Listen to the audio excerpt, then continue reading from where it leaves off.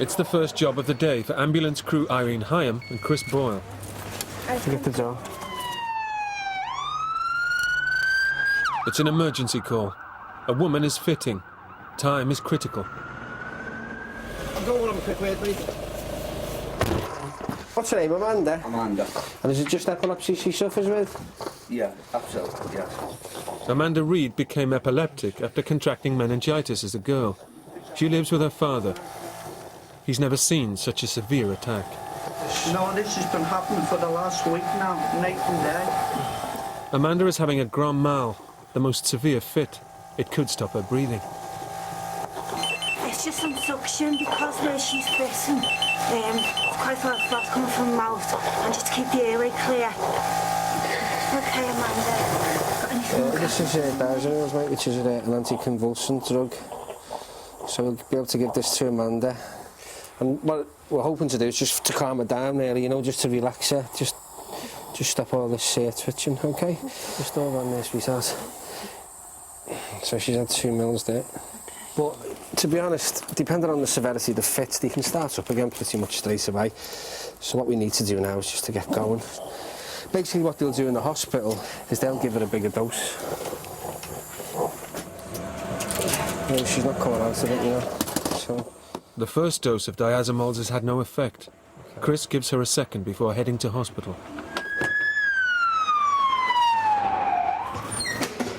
Amanda is still fitting when Chris and Irene arrive at Whiston Hospital. We just got into the CADs now, and we just handed over to the staff, and she's just stopped now, so. But she's still, obviously post-ictal now, she'll just want to sleep after that, because she's been going nearly an hour. Major sister? No, okay, stay nice and still, you've been assaulted. It's a busy start of shift at the emergency department of Liverpool's Royal. She's classed as a low risk because she's in a bed. She's a medical patient, but she's not. Ali Mannion is the sister in charge. We're quite full, so there's every possibility that very soon we'll be going out into emergency triage, where we nurse the patients out in the corridor. And it's getting busier, with news that a burns victim is coming in. Lawrence Jaffe is the consultant in resus. How's your pain? It's a bit painful, like. A bit painful. They've given you something for your pain? They have given me something, Does that help? That's helped a lot, yeah. That's great. Okay. There was a suggestion he'd been blown out the building initially, but that wasn't true, that he's actually run out. You ran out, so there was no puddle, mate.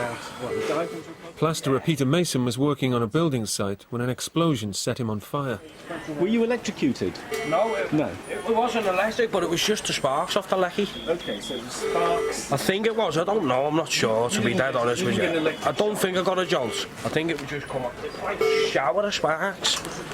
That's what it looked like in my eyes, just like a big flash. Okay.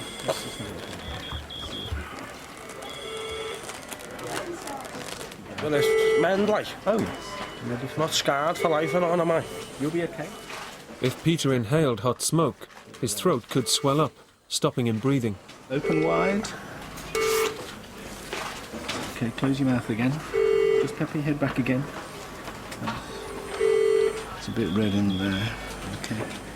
How's your breathing? How's your chest feel? It feels okay, like. Yeah? Not short of breath, no wheezy? Just like deep breaths now and then, I'm having to take, if you know what I mean. They're like... But I don't know whether that's because of the shock or something, you know. Big breath for me. Out. His airway is clear for now, so Lawrence can examine the rest of Peter's burns. Wet roads mean more work for Liverpool's ambulance crews. We've just got an emergency call on our way to a 2-vehicle RTA up in the Walton area.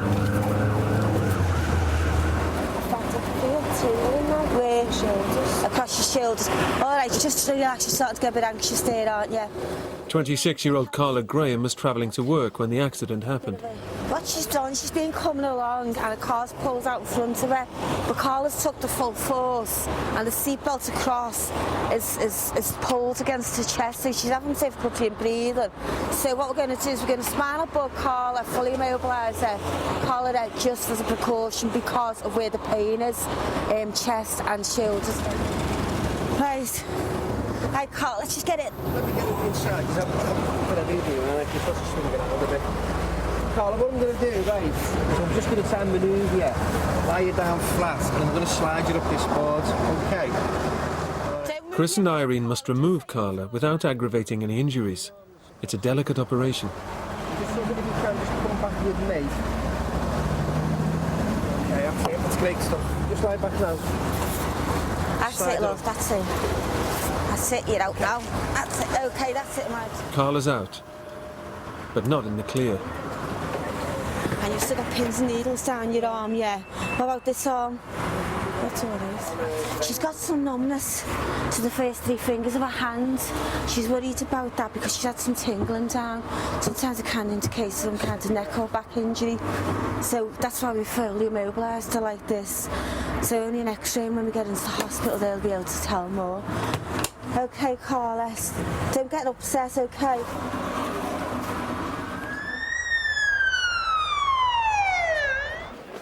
At the Royal, the staff are still flat out. He's just busy with a patient in recess at the minute. I don't know whether he'll be able to get to the phone. The burns to Peter's face, arms and torso have left him in pain and severely dehydrated.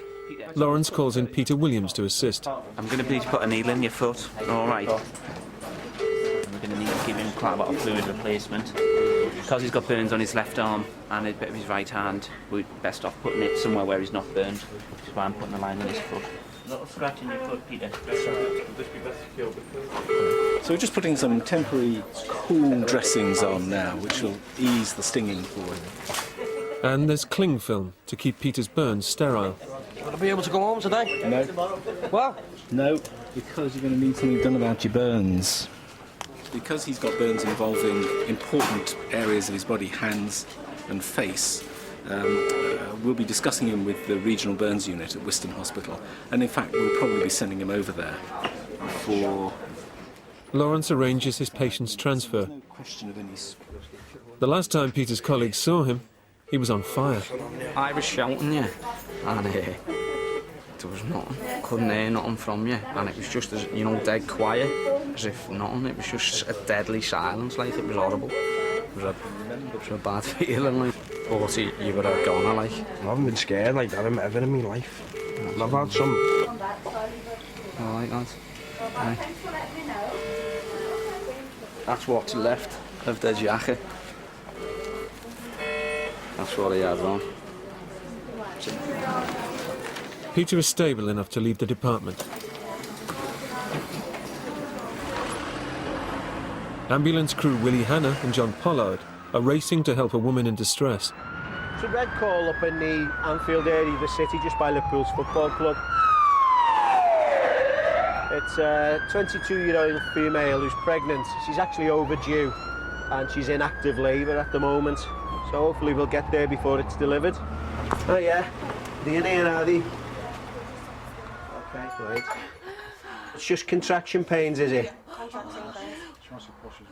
Right. You don't feel like there's anything between your legs? You don't feel like you want to push at the moment, darling? No. The pains are all in your stomach here with just normal contraction? Right, normal contraction pains, yeah? Should we try and get you into the ambulance, or would you rather us leave you here and try and deliver the baby here? Hospital. Okay, thank God for that. Thank God you said that. The back, please, mate, and the bed, please. And just get the Entonox out as well. You're getting another contraction now. This is Gillian. She's second pregnancy. She's 4 days overdue. That's it. Nice deep breath. She went to the women's last night with contraction-type pains, and she was discovered at being 2 centimetres dilated, 10 centimetres being the optimum. And she was sent home because obviously some people have long labours. Now the contractions are like a minute apart, probably less. She doesn't feel like pushing, and her waters are still intact, so we're going to race her down. Keep holding each other's hands, you're fine. Just breathe right through it, that's it, mate. That's it, nice deep breaths. The more we can get you to relax, the better, yeah? I know that's easy for me to say. So the contraction pain's there permanently now. Let me just fix this pillow behind your head, darling, so you don't knock yourself. I think you're going to be having a baby in the next half an hour, darling, do you? You can tell it's a lad being awkward, can't you?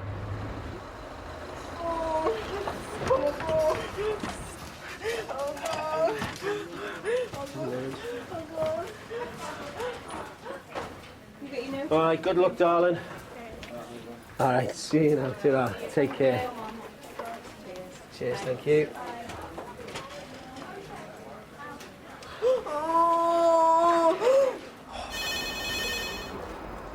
They're still juggling patients and beds at the Royal.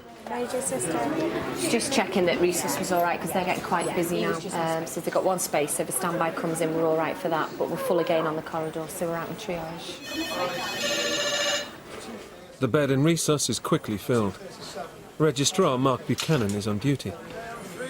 So how much Lignocaine has he had then, in full?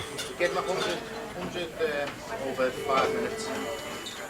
The drugs given Jack Gray in the ambulance have had little effect. Good day, my friend. I'm Mark, the registrar. How are you doing? Now, what's happening is your heart's going far too fast. Okay, that's why you're feeling so bad. Can we have an ECG? Can we put paddles on as well? Is that right?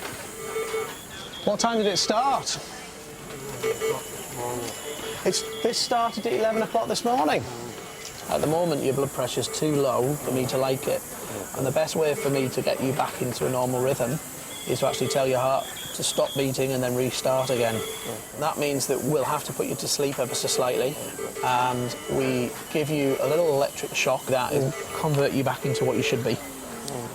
Does that sound okay? Right. If his condition isn't treated quickly, Jack could die. The anaesthetist with us because to put electricity in someone's chest is probably quite painful. And so what we're going to do, if we put him to sleep, we can do that, and he's not going to feel it. It's just kinda. You all right there? You still with us, young man? I'm going to take this mask off you and give you a different one, all right? Just relax and breathe nice and easy, just as you're doing. Right here, young sir. I'm going to give you something just to make you feel a bit more relaxed. You might feel yourself getting a bit lightheaded, okay? Are you ready when I'm ready? You all right down there, sir? You open your eyes. Mark sends an electric current into Jack's body. Right, OK, so everyone stand back. Everyone well away, oxygen's away. Charging. You're all right, don't you worry. Nice deep breath. You all right there, good sir? Pulse. Looking on the trace of the heart, it was going about 206 beats per minute. It's now going at 65 beats per minute. I think we've won. Sorry, mate. Well done. You all right there, pal? It's all done. So what we've done there is we have shocked him, because if the heart's going, it doesn't have enough time to actually fill properly. So now it's going. And it's actually being able to push blood around, which makes me a lot happier. And him. Chris and Irene are still hard at work. Hiya. Are you okay with birds? Why? She's got a bird to fly. Is he flying round? Joey, come on. Come on, Bobby, come on. What's your name, sweetheart? What's your... Bobby. No, you're not the bird, your name. It's all right, she won't hurt you. Right, Helen. Bobby, you're naughty. Helen Hamilton shares her home with two birds, Joey and Bobby. There's never that many people in the house. No. Bobby. Joan is her home carer. Right, Helen. What have you done? I don't know. I've had the doctor out this morning. Yeah? And I had terrible palpitations. Yeah? And the pain here. And he tested my chest. He said, it's all right, your heart is all right. But then they was doing my dinner and I fainted in the kitchen. She actually passed out, did she? Yeah, very. So, because she's actually passed out, it could be due to her blood pressure might have fallen or something.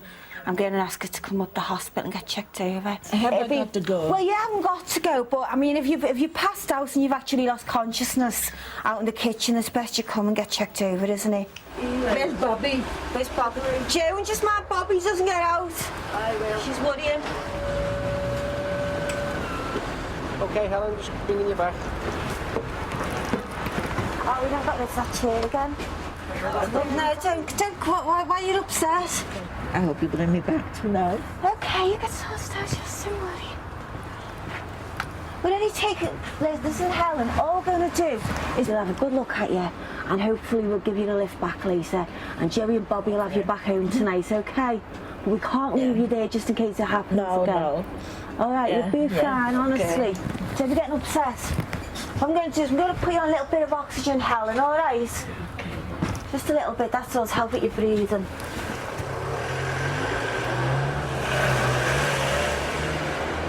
If you just let Pete know he's here. It's midway through Peter's day. This is my last shift before I've got 3 days of study leave and then my exams next Tuesday, which is 6 days' time. So I'm trying very hard not to think about it while I'm at work, because I need to keep my mind on the job, but it's proving a little bit difficult. Hi, Pat, I need to request a medical bed. Don't want to sit in that triage, just your noses.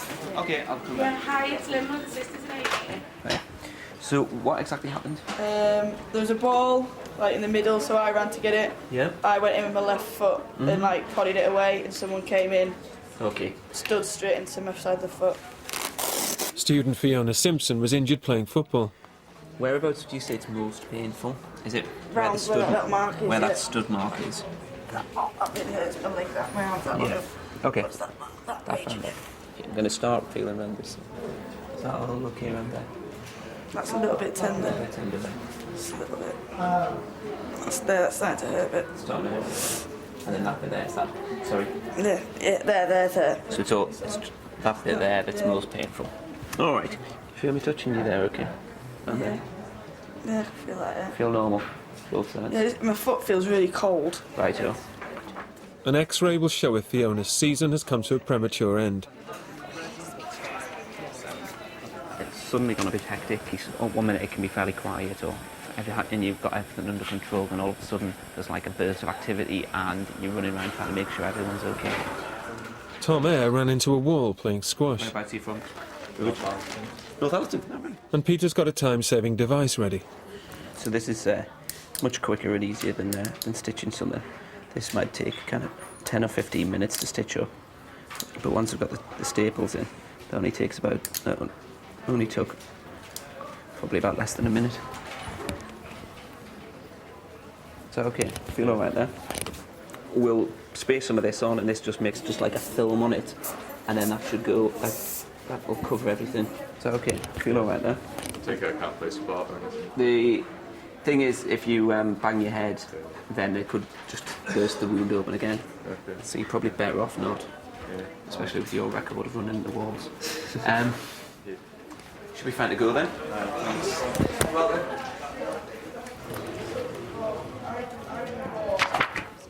Fiona's X-rays are back. There's a small crack in one of the bones of the foot. There's just a little black line there. Hello. You've broken one of the bones in your foot. It's obviously bad news, because that'll take about 6 weeks between 4 and 6 weeks to heal, and it's probably going to be about 2 months till you get back playing football. Season over.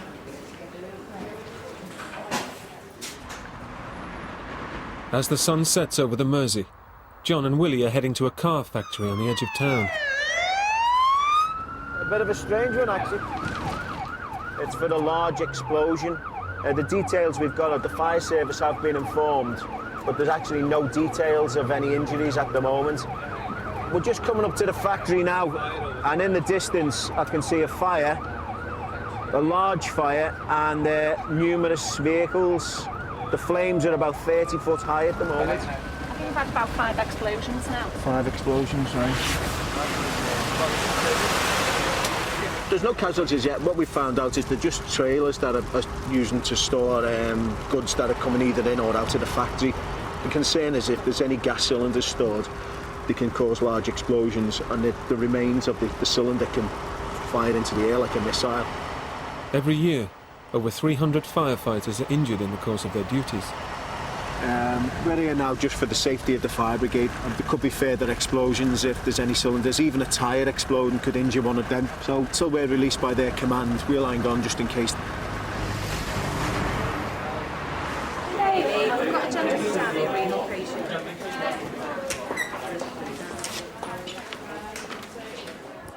There's been no let-up for Peter.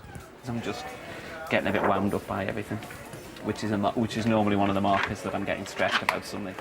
And in this case, it's the impending MRCP exam. We're probably going to need to cut your clothes off, just because it's going to be painful to move you about, and I need to just get in and look at your chest. Cyclist Michael Hanton has come off his bike. So, did you get hit by a car, or did a car pull out and you hit it? I pulled out. Right. Look behind me, look, there's a car like Yeah. at a distance. Mm-hmm. So I pulled out. Yeah. And next to me, I did a screech of brakes and it just hit me. Right, so just gonna have a little press on it. Is that so? When I do that? Yeah. His spine could be damaged. It's mainly the middle of my back. Mainly the middle of your back. Okay, you can rest that down again. What I think we'll do is roll you over in a second, and I'll have a little feel down your back. If we can quickly log roll this fellow and get him off his spinal board. I want you to tell me if it's painful when I'm pressing. Yeah. What I don't want you to do is nod or shake your head. Just say that's painful or that's okay. All right. 1, 2, 3. Okay. Don't try and bend your legs. Just keep nice and still. Okay. Is it painful down there at all? No. That's all okay down there, is it? Yeah. Okay. Just tell me if it's painful when I'm pressing on your back at all. Is that all okay down there? Yeah, seems to be. Yeah. That's fine. So all the way down your neck and all the way down your back feels okay. It does at the moment, yeah. Okay. 1, 2, 3. Just relax your legs. What we'll do is just get an X-ray of his neck, and if that's okay, we'll be able to take his collar off and hopefully get him round to the X-ray department, get some better X-rays of his back, just to make sure everything's all right there as well, and of his chest. But so far, things seem to be okay. The firefighters are almost out of danger. Looks like they're on the end of it.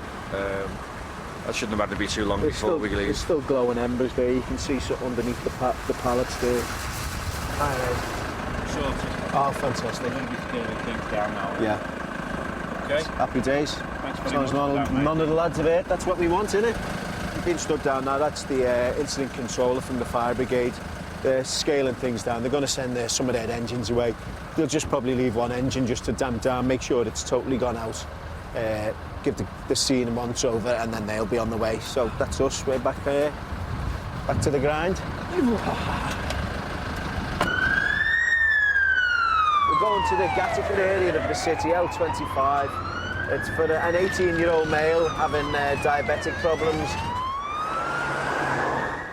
Who are we here for? Thomas is 18. Is he upstairs, is he? Tom Bailey had been out with friends when his condition deteriorated. He looks to me really unwell. Yeah, he's very, very pale. His pulse is really fast, isn't it? It is, yeah. It's about 120 there. Open your mouth, Thomas. Stick your tongue right out. Tom. He's dehydrated, Well, I've isn't he? been giving him drinks, but really sticky, yes. His tongue is as It's dry really- as a dry yeah. thing. It's like a cracker. Thomas, have you got pains anywhere, mate? Right, I'm going to take a little drop of blood from your finger, my mate, okay? Burning the candle both ends, and his body can't deal with it, you know. Tom, me old mate, should we pop you down the Aussie, mate? You need to go. Throw some shoes on, mate, and a shirt. Tom is dehydrated, and it's putting a strain on his heart. Little scratch coming up, my mate. As you can see there, that's his pulse rate. Far too fast. It's all even and it's all in the right place and it's all the right shape, but it's just far too fast.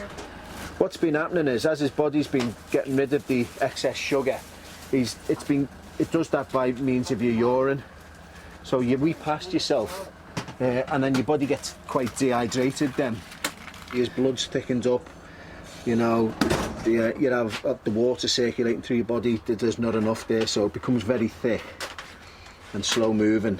So your heart's pumping faster to pump that through his veins. So what we're going to do now is pop some fluids into his arm, and it's just purely and simply to rehydrate him. His blood pressure's coming down now. It's getting back down towards the normal limits as he's starting to rehydrate with the drip. I mean, it's not an instant fix. It's not a miracle cure. It's something that over the next hour or two he'll address and get his blood pressure and pulse back down to the normal levels.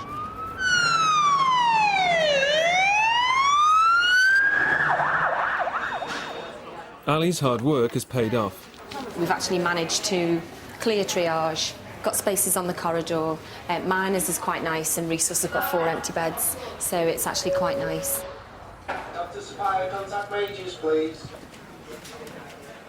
Peter has Michael's x-rays. I'm just looking at his vertebrae in the top of his neck around about his shoulders. It looks like one of the vertebrae have been squashed down, which may be the reason why he's got all of his pain. Right then. Hi, how you doing now? I feel a lot better actually. Great, I still feel a little bit sickly, but I've had a wait. Excellent. I actually stood up. Right. She gave me some pain. Yeah. How did the whole standing up process go? Wasn't too bad. On your x-ray it looks like you've squashed down one of the vertebrae in your back and it's got crushed on itself, so you're probably going to have a bit of pain there for a little while. Yeah. But after that you'll probably get back to normal. I think it's been a lucky escape. Yeah. Excellent. We'll get you over to the obs ward now, then let you settle down in bed and you feel a bit more... Oh yeah, no, there's no rush. That's great. Thanks very much. All right then. You're welcome. It's the end of Peter's shift. But I'm just knackered, so I'm pleased to be finishing. And then I've got 5 days until my exam, but I've got some time off, so I could do some preparation for that. I wouldn't do anything else. I wouldn't want to do anything else. I love being a doctor and I love working in uni. And sometimes it's not. Sometimes there are things that annoy me, and sometimes there's things that upset me. Sometimes there's things that disgust me, but I wouldn't want to do anything else.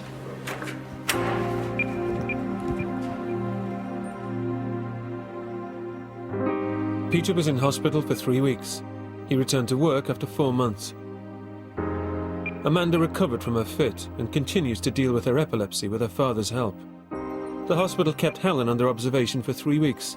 She's now back home with Joey and Bobby. Hospital staff got Tom's blood pressure and pulse back to normal levels. Gillian had a baby boy. Jack was fitted with a defibrillator and discharged after 2 weeks in hospital. And Peter Williams passed his exams.